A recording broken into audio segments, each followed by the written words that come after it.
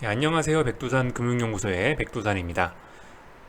요즘 이 채권 시장 쪽이 굉장히 시끄럽습니다. 장단기 금리차 역전이란 말도 여러분들 많이 들어보셨을 거고, 언론을 통해서. 또한 마이너스 금리가 어쩌고저쩌고 하는 얘기도 최근에 언론을 통해서 많이 접하셨을 겁니다. 이거는 인베스팅닷컴 들어가면은 나오는 이 전 세계 정부 채권 금리들인데요. 보시면은 이미 마이너스 금리는 우리 주변에 생각보다 가까이 와 있었습니다. 그죠? 미국은 아직까지 다 플러스입니다. 미국은 다 금리가 플러스인데 특히 유로존하고 일본이 마이너스 금리의 선두주자를 달리고 있죠. 독일 마이너스 0.6%, 프랑스 마이너스 0.3%, 일본은 마이너스 0.2%다 10년물 채권 기준입니다. 근데 이런 상황에서 이제 연준이 조만간 금리 인하를 하려고 하고 있죠. 자, 아무튼 이야기를 진행을 해보겠습니다. 일단은 왜 자꾸 이 채권 금리들이 마이너스로 가는지에 관한 부분을 알고 넘어가야 될 것 같아서 이 페이지를 좀 작성을 해봤습니다. 먼저 투기적인 이유가 있을 것 같아요. 여러분들 채권이라는 거는 채권 금리가 올라갈수록 채권 가격은 떨어지고 채권 금리가 떨어질수록 가격은 오르는 그런 구조를 갖고 있습니다. 뭐 이 부분은 너무 기본적인 거기 때문에 제가 뭐 굳이 설명하진 않을게요. 아무튼 그렇습니다. 근데 최근에 금리가 계속 떨어지지 않습니까? 그리고 이번에 금리 인하 한다고도 하고 연준이 그렇기 때문에 뭐예요? 자꾸자꾸 채권 가격은 상승하고 있습니다. 그렇기 때문에 뭐 주식시장이나 어떤 이런 투자업에 종사하시는 분들 잘 아시죠? 여러분들도 추세에 편승하란 말이 있습니다. 그래서 자꾸자꾸 정배열로 전환이 돼 있다. 뭐 지금 정배열이다. 5일선 위에 있다. 그런 매수 이렇게 기계적으로 나가는 겁니다. 그래서 제가 봤을 때는 매수가 매수를 부르고 매수가 매수를 부르고 해서 금리가 자꾸 떨어지고 그렇게 해서 결과적으로 지금 뭐 금리가 마이너스까지 내려온 것이 아닌가라는 생각이 듭니다. 먼저 그 첫 번째 이유. 자, 그리고 또 하나는 이런 이유도 있겠죠. 좀 기본적인 이유입니다. 기본적으로 어떤 채권 금리가 떨어진다는 얘기는 어, 마땅한 투자처가 없어서 그런 거죠. 그죠? 마땅한 투자처가. 삼성전자, 애플, 하여튼 나스닥에 있는 이런 회사들 보면 대부분 그렇지 않습니까? 현금을 잔뜩 쌓아놓고 뭐 공장을 뭐 늘리거나 뭐 직원을 고용하거나 해야 되는데 그런 짓들은 안 하고 미래가 불안하니까 그런 짓들은 안 하고 기껏해야 뭐 돈 쓴다 하면 자사주 매입이나 하고 이러지 않습니까? 보시다시피 그래서 투자처가 없어요. 이렇다 할 투자처가 없기 때문에 자꾸 그 돈이 채권으로 가는 겁니다. 뭐 이런 이유도 또 하나 있을 수 있다고 보이고요. 이 정도까지는 생각해 봤습니다. 그리고 이 2008년도 금융위기를 극복하는 방법으로 연준이 양적 완화를 들고 나왔는데 연준과 유럽중앙은행이 양적 완화를 갖고 나왔는데 양적 완화 규모가 워낙 커지다 보니까 이게 금융시장에 떠돌아다니는 그 갈 곳도 없는 돈들이 너무나 많이 늘어난 겁니다. 뭐 여러분들 다 아시겠죠? 경제학 기본 논리입니다. 수요가 공급보다 지금 뭐 그죠? 지금 그러니까 쉽게 말해 공급이 수요를 초과한 겁니다. 그렇기 때문에 어떻게 됐다? 금리가 마이너스가 됐다. 요 정도로 제가 봤을 땐 설명이 될 것 같습니다. 근데 여러분들 이번 시간에 좀 주의 깊게 얘기할 부분은 바로 1번 부분입니다. 물론 2, 3번도 어떤 영향을 좀 주긴 주지만 1번 부분에 있어서 좀 더 자세히 설명을 해보도록 할게요. 아무튼 마이너스 금리라는 걸 근데 우리가 접해본 적이 없죠. 우리 이제 이 마이너스 금리가 근데 적용되는 방법이 그 방법을 좀 알아야 됩니다.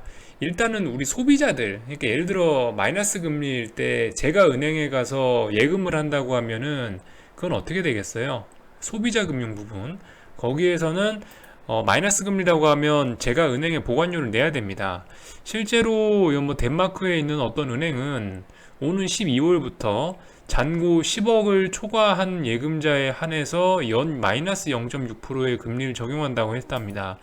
그래서 10억을 예금하면 1년에 600만 원의 보관료를 내라고 이런 식으로 한다고 합니다.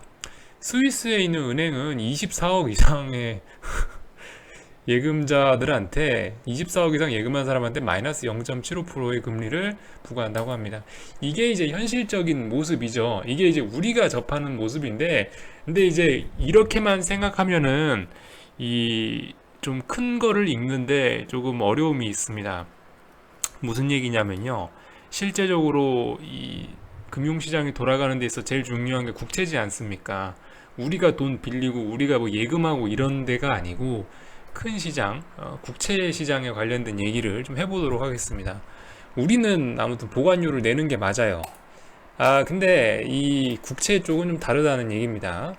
국채는 기본적으로 이제 정부가 기관 투자자들이나 외국인 투자자들한테 입찰, 여러분들 경매 아시죠? 약간 경매하는 식으로 그런 식으로 하는 건데, 그런 식으로 정부에서 기관 투자자들이나 이런 사람들한테 팔아먹는 건데, 실제적으로 뭐 어떤 이자를 지급한다기보다는 예를 좀 들어볼게요. 자, 뭐 액면가 1억짜리 10년 뒤에, 그러니까 10년 이 정부가 발행을 하는 거죠. 10년 뒤에 이 종이 쪼가리를 들고 오면 너한테 1억을 주겠다라는 증서. 그게 이제 10년 만기의 국채가 되겠죠. 그 국채를 발행을 했어요. 그 발행을 했는데 입찰을 해요. 예를 들어서 근데 투자자들 수가 적어서 9천만 원에 입찰했는데 됐어. 그러면은 어떻게 되겠어요?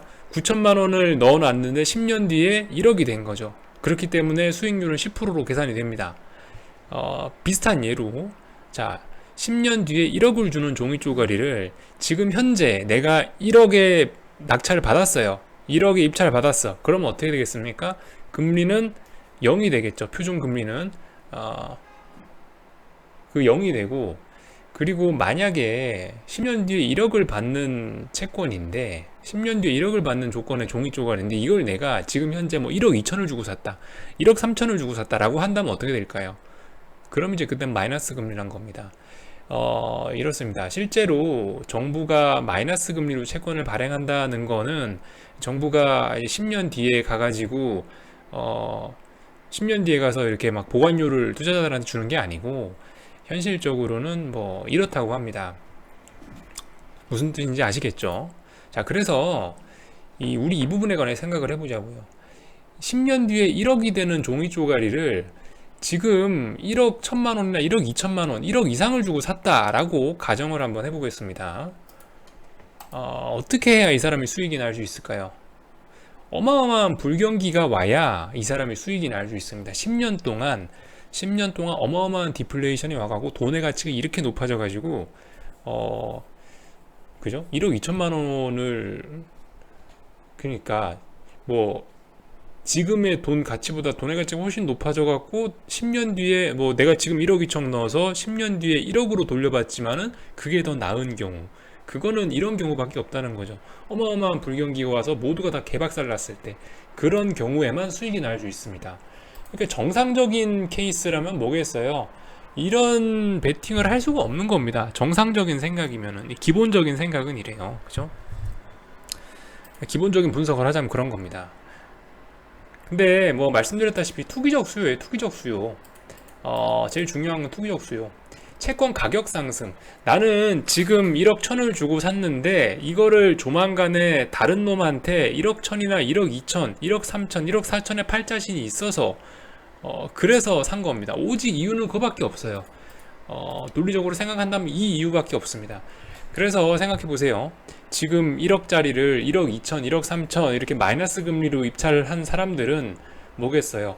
반드시 중간에 손절해야 됩니다. 만기까지 가는 게 아니고 만기 전에 반드시 팔아야지 그 사람이 수익이 납니다. 정말 이러한 불경기가 오지 않는 한은. 예. 그렇기 때문에 이거는 사실 굉장히 비정상적인 거다라는 말입니다.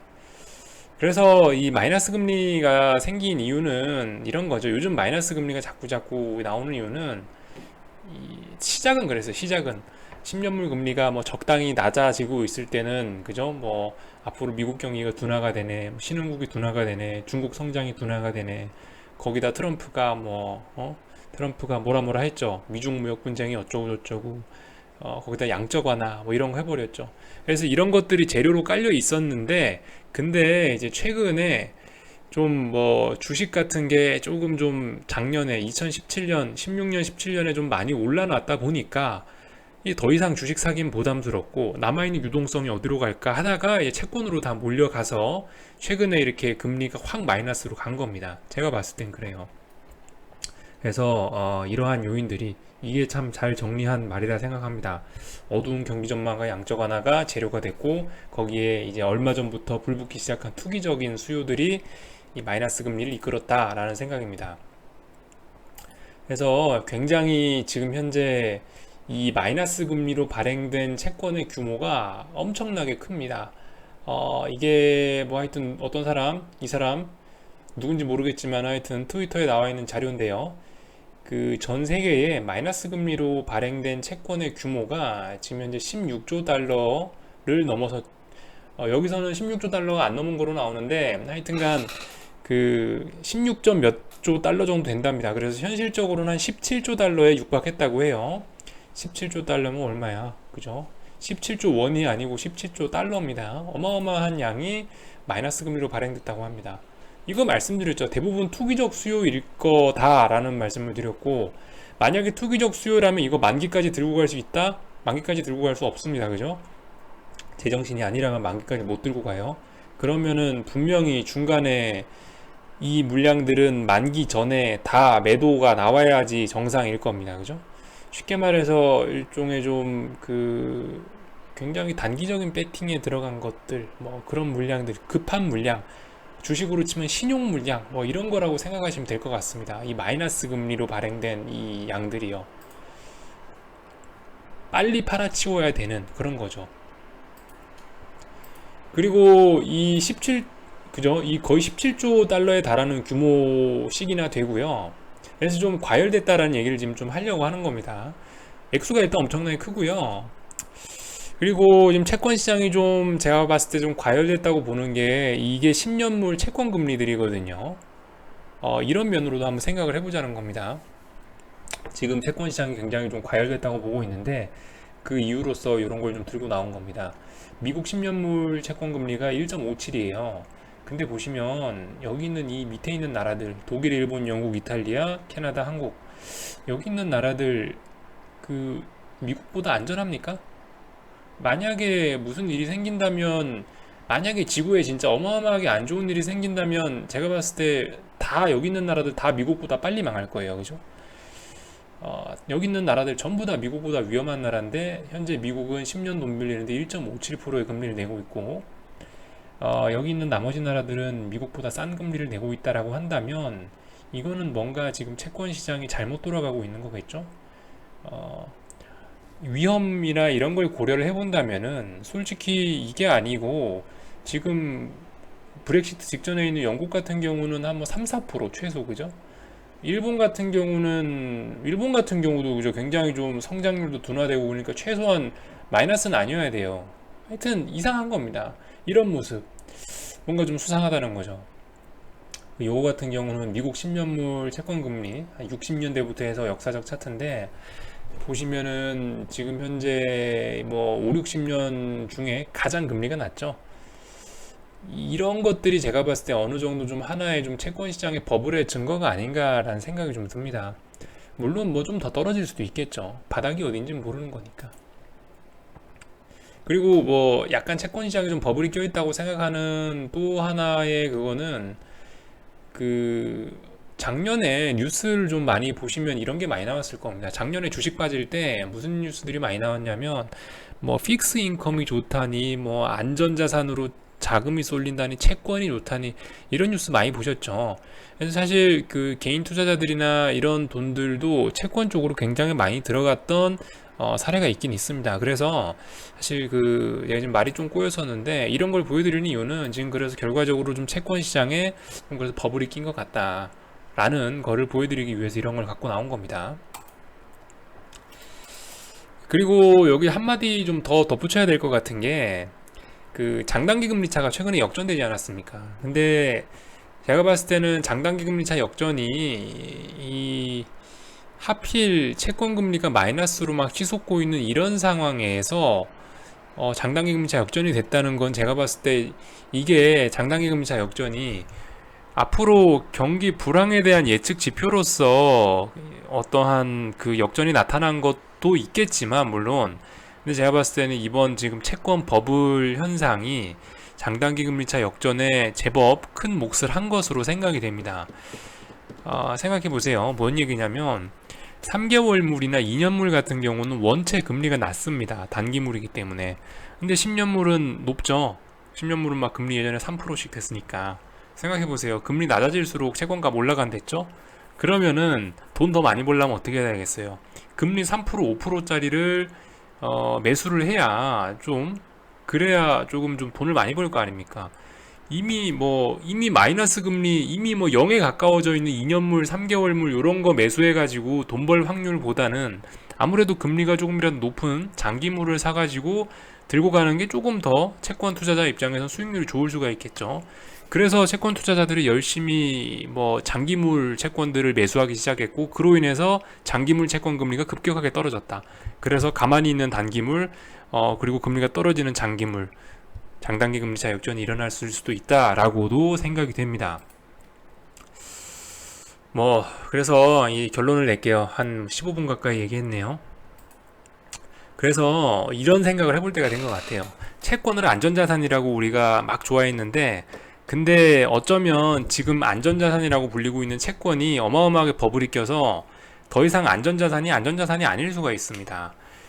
지금 주식 같은 경우 위험자산이라고 우리가 하긴 하는데, 근데 사실 어떤 위기가 와서 막 도산이 막 나고 있는 것도 아니고, 뭐 미국 같은 경우는 회사들 실적도 꾸준히 나오고 있어서 배당도 꾸준히 줍니다. 그래서 어떻게 된 게 위험자산의 배당 수익률이 채권 수익률을 능가하는 그런 기묘한 상황이 사실 요즘입니다. 이렇단 얘기는 지금 위험자산 쪽, 주식은 완전 지금 쪼그라들었고, 안전자산이라 불리는 채권은 완전 지금 시가총액이 커져 있다. 이런 말씀이라고, 이런 상태라고 말씀드릴 수가 있을 것 같아요. 그래서 이거 언제, 솔직히 이 채권의 버블이 언제 꺼질 거냐, 모르겠습니다만은, 다행히도, 9월 중순, 9월 17일, 18일 날 미국 FOMC 회의가 있기 때문에 아마 이 이벤트가 어떤 위험자산 선호에 어떤 하나의 좀 방아쇠가 돼주기를, 방아쇠가 되는 게 아닌가라는 생각을 하고 있습니다. 그러니까 좀 일단 좀 기다려 봐야겠죠.